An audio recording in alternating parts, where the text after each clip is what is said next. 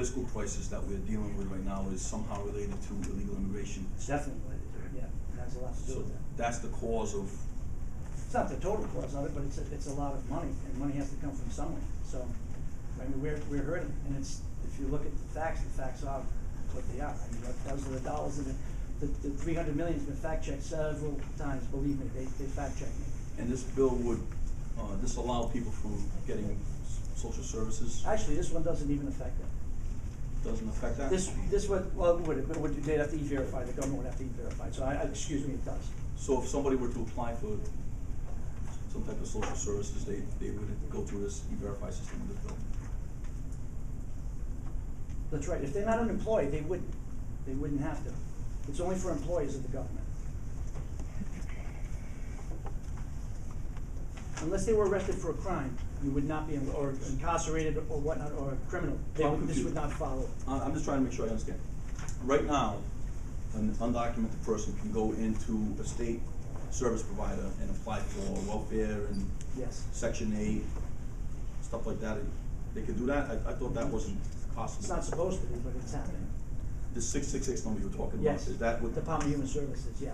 They're giving this number. Does this bill prevent that from happening going forward? No. It doesn't. I'm not too sure that anyone, undocumented individual can apply for housing or receive, financial assistance from They have the it. state.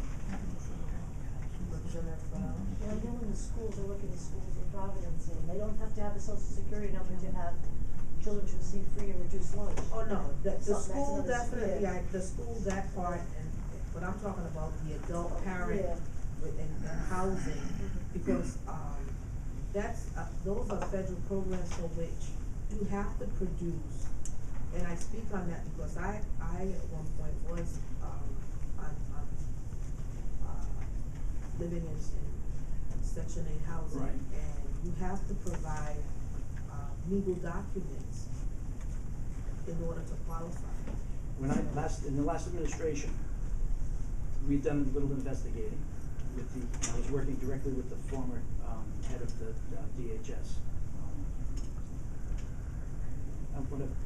And we found out that they were using a bypass number in the system to circumvent the system if they didn't have a social security, which is the 666 number. I believe that was printed in that, wasn't that printed before too? Hold on, we'll get to. I'll let Terry answer, because I know Terry has all the facts backed up better than I do, but I know for a fact it was occurring and is occurring. You can do it. They don't turn anyone away. They use that 666 number.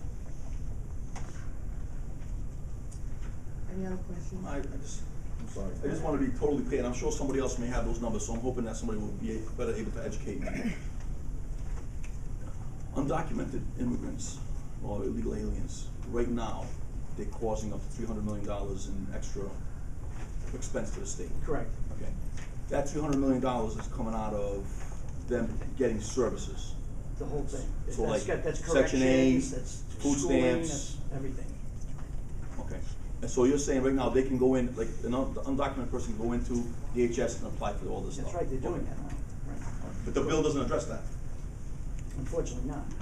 But it addresses other areas. Wouldn't that be the right way, I Sure. mean, if that's the issue that's really causing the problems, isn't that maybe the way we should attack this issue? We could, but I'd be willing to entertain that.